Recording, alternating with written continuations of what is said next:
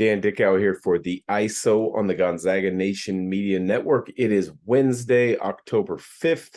Being a Wednesday, it means one thing. It is Mailbag Wednesday, where I take a few questions that come my way, whether it's through social media at DDickau21 on Instagram, at Dan Dickau21 on Twitter, or you can email it to me, dickow@scorebooklive.com, or if you want to just send it to Gonzaga Nation SI's social media channels, that's perfectly fine. Send it my way.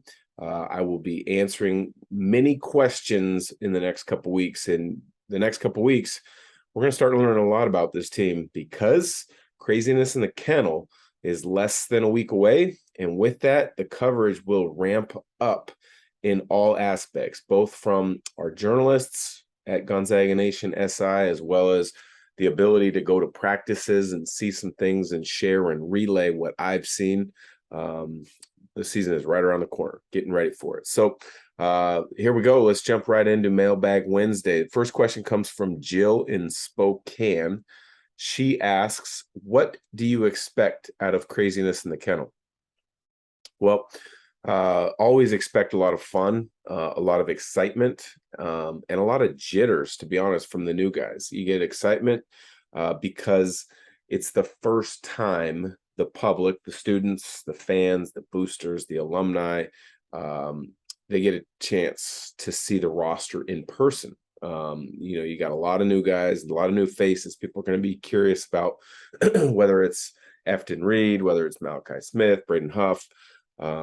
People are excited to see those guys. They're also excited to see, obviously Drew Timmy's the headliner. He's going to be the headliner all year. People are interested, excited to see him, but people are also going to be excited to see, physically as some of the younger guys, such as Hunter Salas and Nolan Hickman, have those guys matured in any way, whether physically or, skill wise, because they do a number of different things that, put players in positions to showcase their skills, but then they play.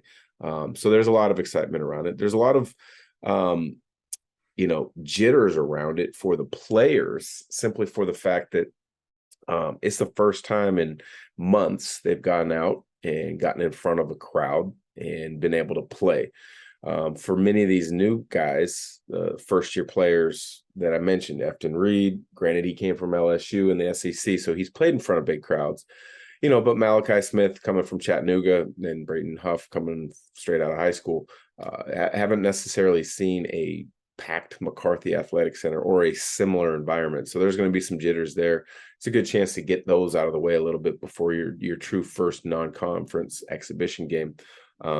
But overall, I expect just to see, a celebration of the program. And I would also expect to see during the scrimmage some jitters, some turnovers, some not always being on the same page. But I would expect the guys to play hard. I would expect them to play together. I would expect them to try to play to the ideals that the team has worked on over the last couple of weeks getting ready for the season. So all in all, though, Jill, it should be a lot of fun. I'll be calling the game or the action alongside Greg Heister and Richard Fox on local TV. I know during the season, our games are broadcast on route throughout the Northwest for the local broadcasts. My understanding is this will only be on SWX, and I think it's only going to be streaming. I know they were working out some of those details early this week, but look forward to being there calling the action. Next question is from Tom in Portland. He asks, Kentucky lists the game versus the Zags as at GU, but GU lists it as neutral. Why? It goes back to a couple things. Coach Calipari has always said he's not going to play at Gonzaga, meaning once they got through the particulars of them coming to Spokane, he wasn't going to play at the McCarthy Athletic Center. But he's trying to say that they are playing at Gonzaga because it is in Spokane. So, it's just particulars around things that have been said, the way that they want to portray this game on both sides, because Gonzaga lists it as a neutral site game, which I think it is a neutral site game. Granted, it tends to fall in the favor of Gonzaga, rightfully so, because Spokane Arena seats maybe 12,000. I would imagine 11,500 or so of those will be Gonzaga fans. But it's no different than, say, the battle in Seattle when Gonzaga is the true home team.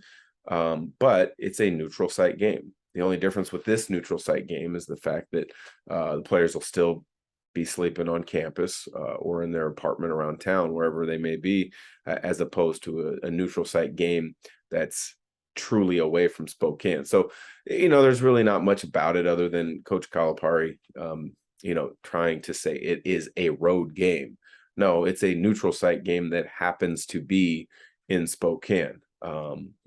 Next year Gonzaga looks like they will be returning the game to Lexington. But all per kind of funky details in the wording from both programs. Todd from Coeur d'Alene asks, saw your post on social media from practice yesterday. What are your early thoughts? Lots of talent. I mean, that's my first takeaway. I think there's a lot of talent across the board.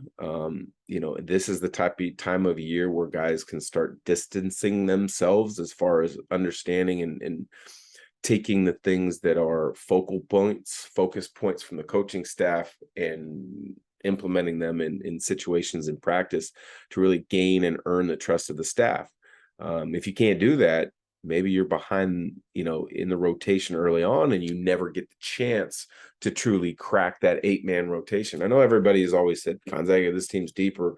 It seems every year that the comment is, this team is deep. This team's going to be 10, 11, 12 deep. They're going to play a lot of guys. And you like having that depth. But historically and traditionally, it's been an 8-man rotation. And I don't foresee that changing too much, as long as Coach Few's there. I could see maybe on occasion in a 9-man early in the season while, somebody's getting opportunities, or you kind of have to work through who you like in different situations. But at the end of the year, you're really looking at an 8-man rotation. I think that should be true at most any level, high school, college, or the pros. That's kind of what it gets to. Pros, maybe you get to 9 or 9-ish based on, 48-minute game, but in matchups especially. But I think it will be an 8-man rotation. But there is a lot of talent, and there's a lot of talent that is different, that if somebody, really solidifies themselves, they can cement a place in the rotation because of a unique and different skill set at a position. You look at an Efton Reed, he's different than the bigs that they had in Chet Holmgren a season ago. You look at the backcourt, there is a lot of talent there, but there's truly, in my eyes, after I see one practice, there's one point guard, and then there's a bunch of other guys who can at times initiate offense, but they're not the point guard.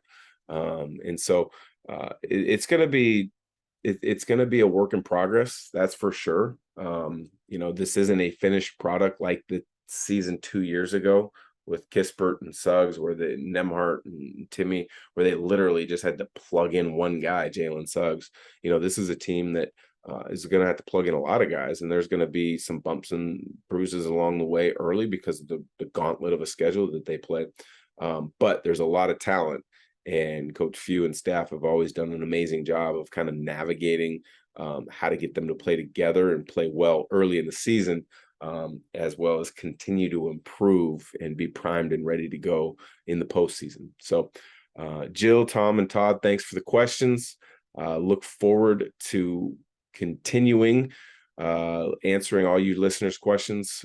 So if you got a question, as mentioned, send it my way. So for Gonzaga Nation SI on the Gonzaga Nation Media Network, this has been the ISO and Mailbag Wednesday.